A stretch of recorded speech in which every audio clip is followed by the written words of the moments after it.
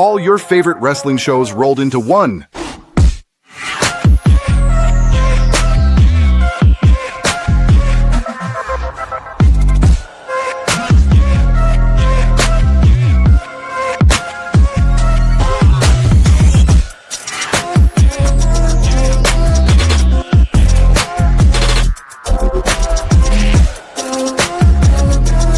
Welcome to the WeBook It podcast. Let's start the show.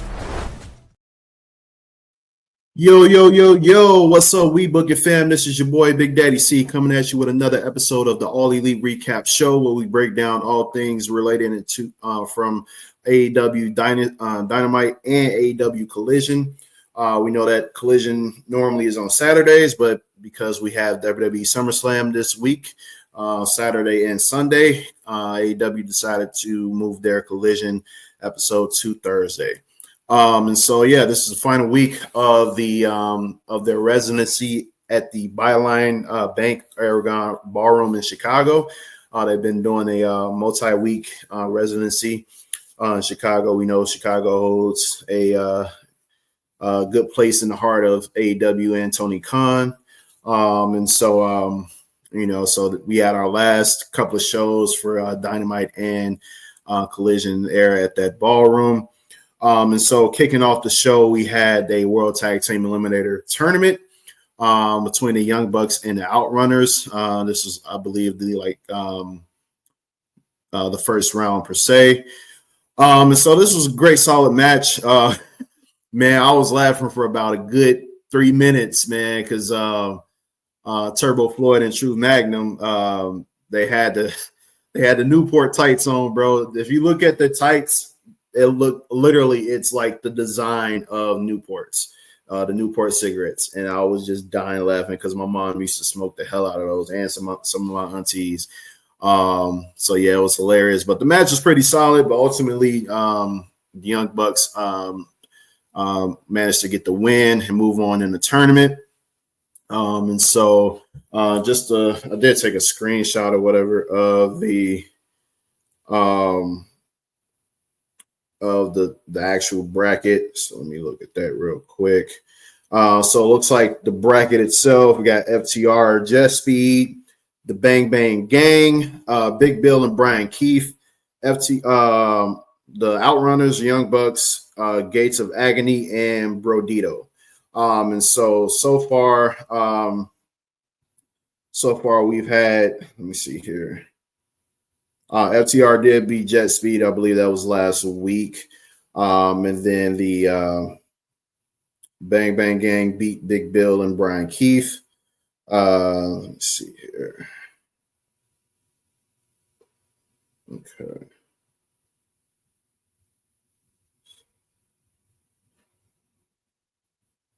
Gotcha. Okay. All right. So this match was basically another one of the first round matchups. The Young Bucks beat the Outrunners, and then we had one more first round matchup between the Gates of Agony and Brodito, which we'll get into later. Prior to the match, you had the Young Bucks. Basically, they had a pre-tape segment. They were complaining about the disrespect. Even stating that the $200,000 that the Outrunners had previously won on Collision came out of their salary.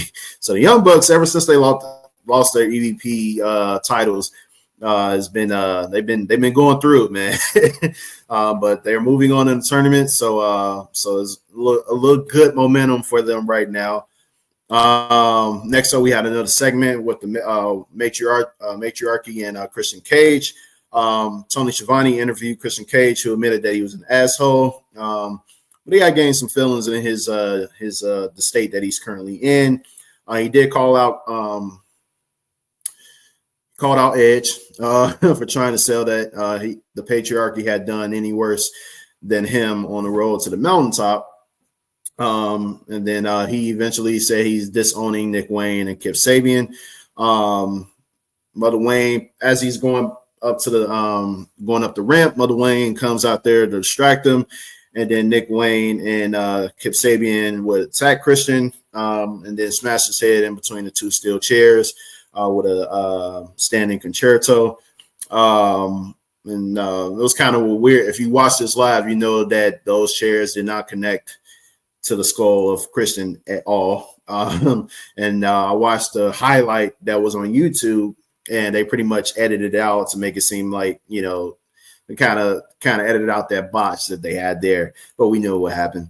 And so it looks like, yeah, the matriarchy is definitely looking to rise to the top now that Christian is no longer with him. And so we'll see what happens down the road with Kip Sabian, Mother Wayne, and Nick Wayne. Mother Wayne is fucking hot, by the way, but just wanted to throw it out there. But yeah, after this, we had a segment with FTR and Stokely Hathaway, basically announcing that Edge, I'm just gonna call him Edge, was banned for a week while FTR will fight the Bang Bang Gang on Collision. And so eventually they were after that they were confronted by the Young Bucks. Basically they just come out there, the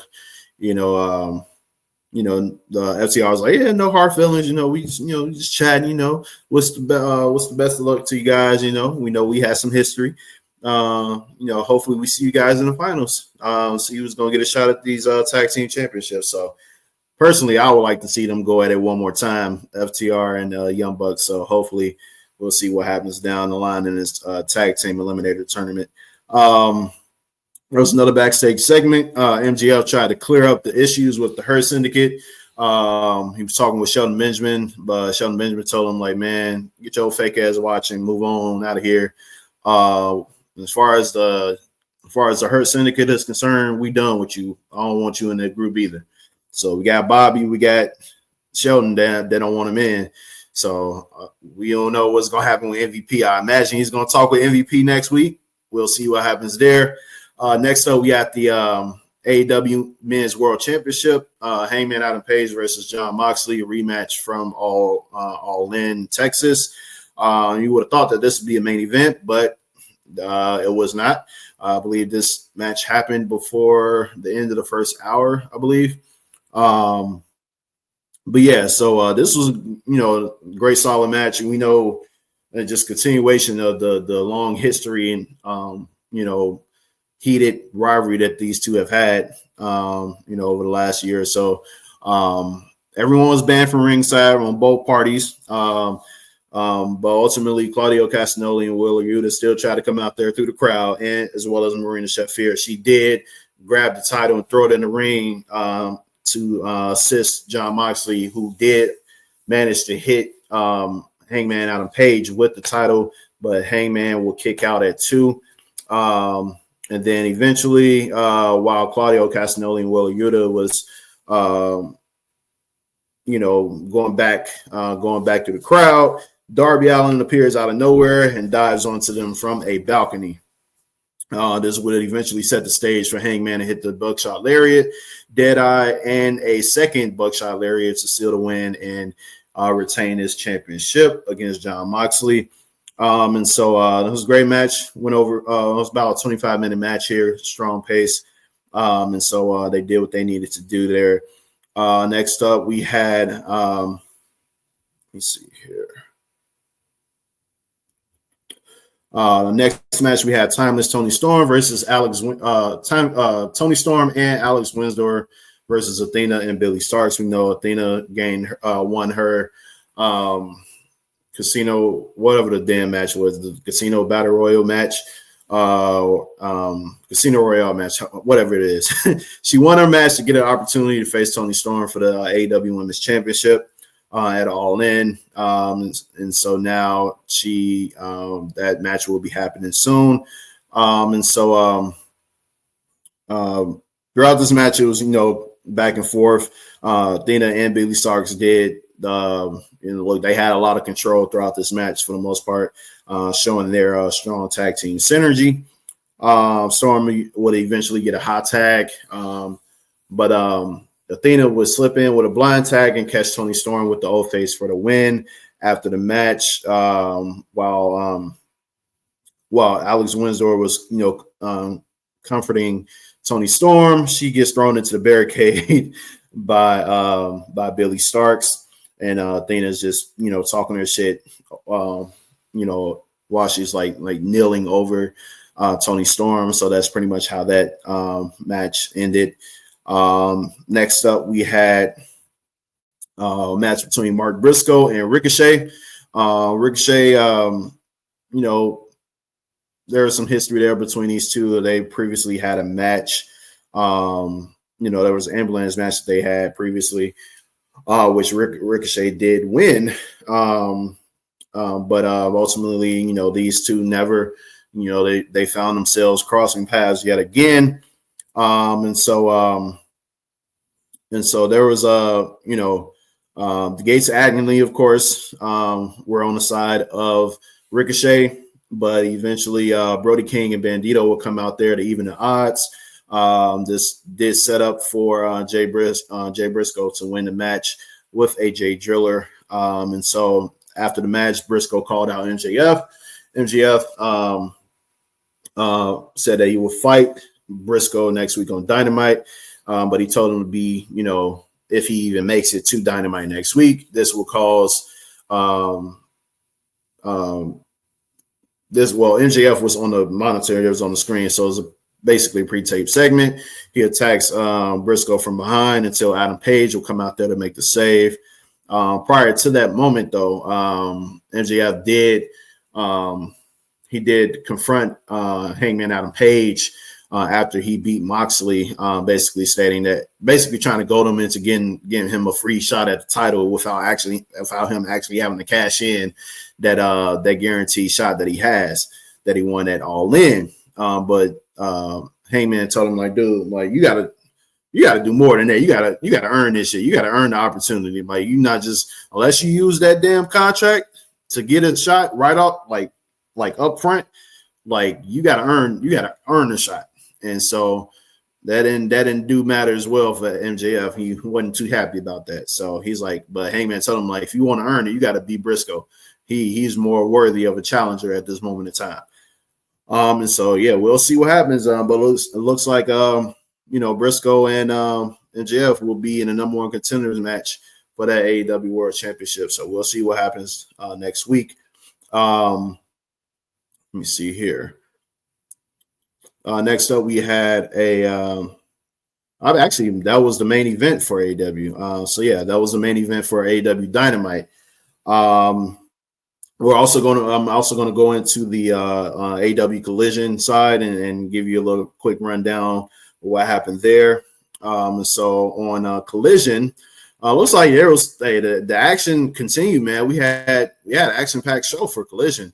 And so kicking off that show, we had a World Tag Team Title Eliminator match, the tournament match. We had Gates of Agony versus Brodito. And so prior to you had Tony Schiavone and Nigel McGuinness welcoming us to the show. Then all of a sudden you see a security guard being thrown past their way.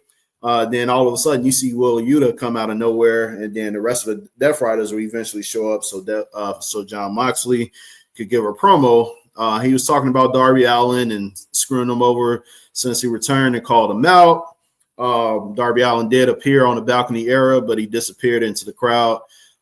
Then John Moxley and the Death Riders eventually went to look for him, only to this will lead into a segment for of Adam Page beating him for the championship at All In. And so, yeah, this goes into the match, the first match that we have here, which is the tag team match. So, yeah, this was good, solid back and forth between these two tag teams. Hard-fought battle. There were some good, impressive moments, but Brodito would eventually get the win to advance in the semifinals, where they would face the Young Bucks. Next up, we had Chris Statlander versus Lena Cross. Prior to that, we had a backstage segment that appeared to show Darby Allin kidnapping John Moxley And then he tried to throw him over this balcony at this building, but he was not successful at that. And so, but yeah, so this match was pretty solid.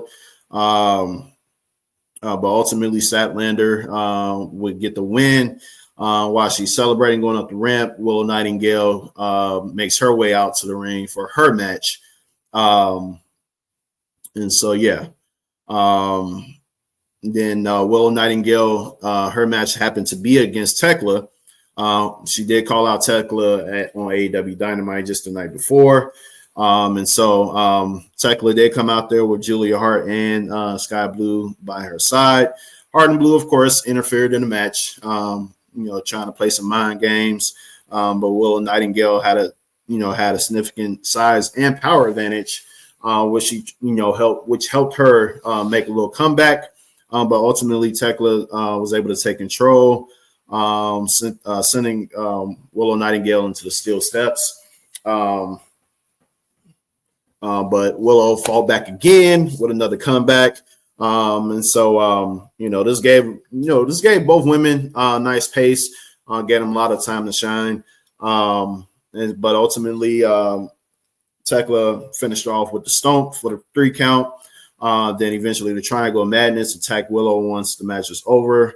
And then Penelope Ford and Megan Bayne looked like they were going to come out there and kind of help Willow, but obviously that was not the case. They joined in on the beatdown, and then in comes Queen Aminata, Anna Jay, and Tay Mello for the save, coming out with chairs and different weapons. Basically just ran off everybody that was jumping on Willow. And so yeah, that's pretty much how that ended there. Next up, we had another World Tag Team Eliminator match between FTR and the Bang Bang Gang. This match is amazing. Austin Gunn and Juice Robinson was looking to continue their winning ways this week, but ultimately, they had to run it. They had to run through Dax Harwood and Cash Wheeler.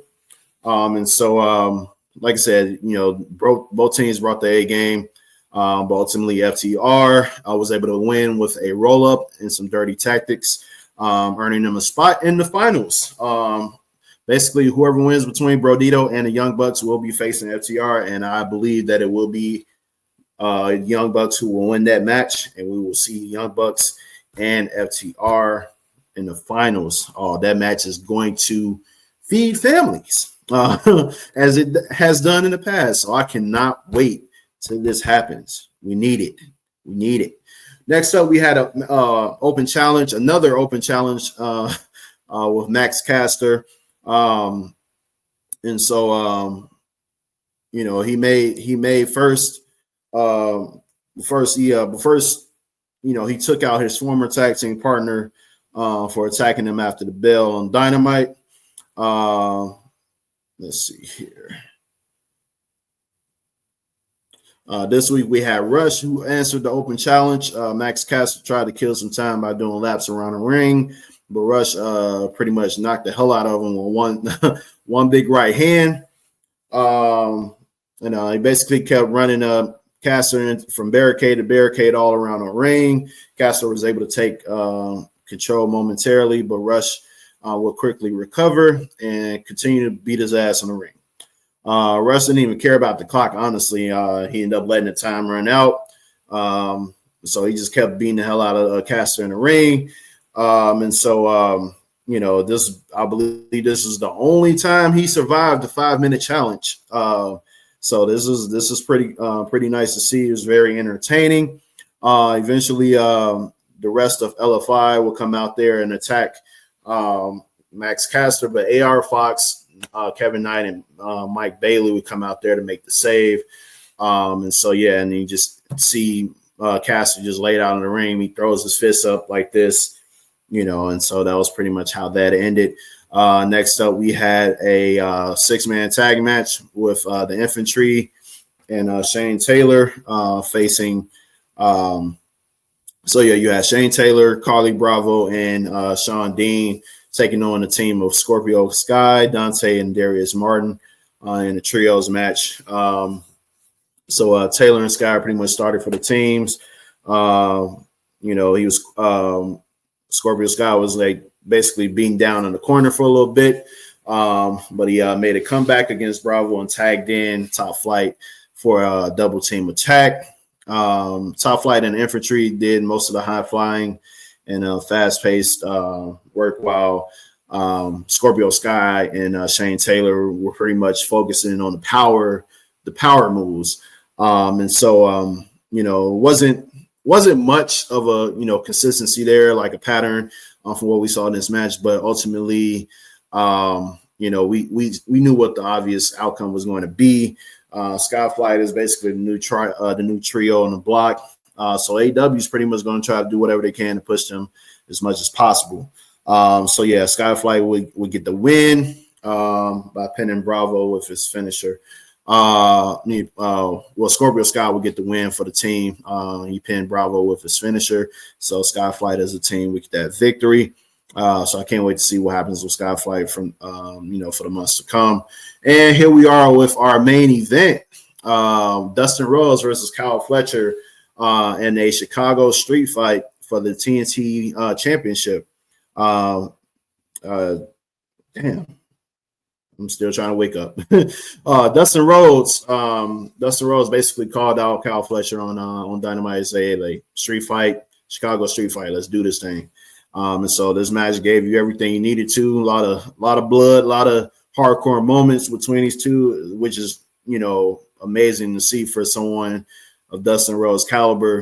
Especially at his age, him pulling off these movements, being in these taking these bumps in these spots at his age, it's amazing to see. There was a moment where Kyle Fletcher. There was a moment where Dustin Rhodes put a whole bunch of thumbtacks down Kyle Fletcher's tights and basically gave him the Shining Wizard, not the Shining Wizard, Shattered Dreams. Gave him the Shattered Dreams with the thumbtacks in his fucking in his tights. I couldn't imagine having to deal with that pain, bro. Because even though I'm pretty sure it ain't that much of a, but there's just the thought of thumbtacks piercing Lil Junior. No. But moving on. After that moment, Don Callis handed Kyle Fletcher a screwdriver, and he used it to hit Dustin Rhodes in the head and damage his knee. Kept just driving the screwdriver into his knee. But Dustin Rhodes refused to give up. He almost won the match with a roll up before Fletcher would eventually catch him with a quick knee and a brain buster onto the thumbtacks for a win, and becomes the new TNT champion, which I am happy to see that this man is getting his just due, and he finally wins the TNT championship. We are now in the era of the Protostar. It's his world, and we just living in it now, man. So I'm excited that he won this match, and that was the main event of AEW Collision. So yeah, this has been the AEW the All Elite Recap show. I just figured we go over both shows this week since we got SummerSlam coming up. Speaking of SummerSlam, we are going to be plan to be having a little watch along for both nights. So stay tuned for that. It should be a great weekend of wrestling. Just tune in. Thanks for everybody who's going to be tuning into this episode once it gets uploaded, as well as who is going to be watching the stream once I get it set up to be streamed on Twitch. We got a lot of things coming up for the pod. Like I said, Virgil's on a sabbatical. He's now a father as of this past Tuesday. Little beautiful baby boy, Ruben Michael Jones, man. So can't wait to meet the little nephew. All blessings to him, Christine, and the family, as they, embrace and love on their new kid, the new baby. So But yeah, so I'll be taking over for a little bit, being helped by Coach and Fritos and Devin from time to time throughout the week, so we get these shows pushed out for you guys. So there might be occasional delays on some of the episodes, so just don't hold it against us. We just trying to do all this stuff as we can and still manage our own individual lives. So, but we appreciate you guys' patience nonetheless. So yeah, Big Daddy C signing off. We're gonna get this uploaded, and feel free to comment, share, like, and subscribe. To the page, to the videos, and everything. So, last but not least, keep those booking pencils sharp. Keep on booking. Peace out, y'all.